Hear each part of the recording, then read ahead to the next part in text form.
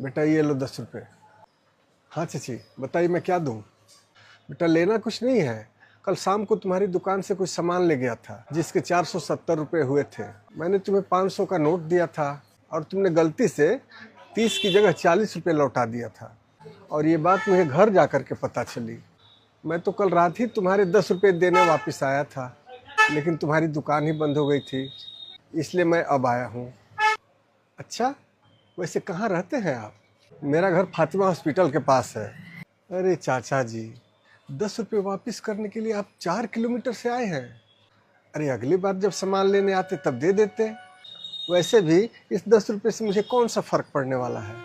जानते हो बेटा, मेरा बेटा अब इस दुनिया में नहीं है, लेकिन वो हमेशा कहता था किसी का पैसा अपने पास नहीं रखना चाहिए।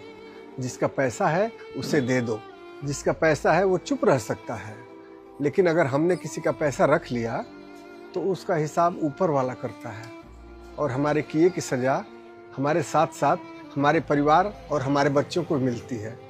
अच्छा ठीक है बेटा, मैं चलता हूँ। अरे राजू, जरा दुकान देखना, मैं अभी आता हूँ।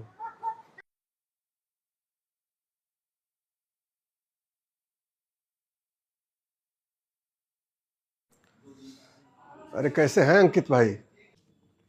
अरे प्रेम भाई, आप यहाँ कैसे? मैंने तो आपका पेमेंट कल भिजवा दिया था। हाँ अंकित भाई, आपका पेमेंट कल मिल गया था, लेकिन मैंने जब हिसाब मिलाया तो उसमें 250 रुपये ज़्यादा थे। ये बात मुझे कल आपको बता देनी थी, लेकिन लालच में मैंने वो पैसे रख लिए। अरे प्रेम भाई, आप इतनी सी बात के लिए आने का कष्ट क्यों किए? अरे इसे अगली बार के पेमेंट में एडजस्ट कर लेते। अरे अंकित भाई, अगली बार किसने देखा है, इसलिए आपका पैसा लौटाना बहुत ज़रूरी था। ऊपर वाला जाने कब कैसे हिसाब चुकता करे, शायद इसकी सज़ा मेरे बीवी और बच्चों को भी मिल सकती है। इसलिए ये लीजिए अपने 250 रुपये। चलता हूँ। ठीक।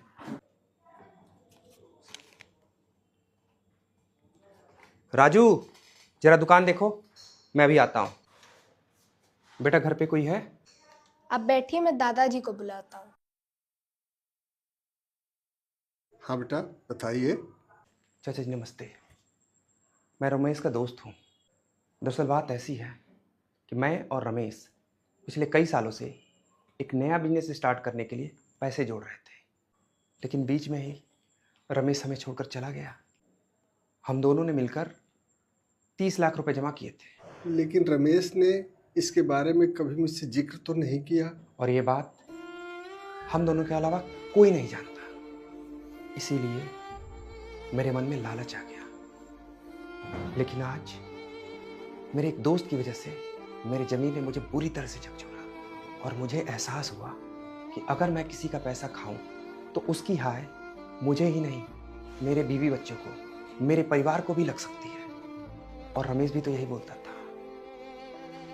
चाचा जी, ये लीजिए अपने 15 लाख रुपए।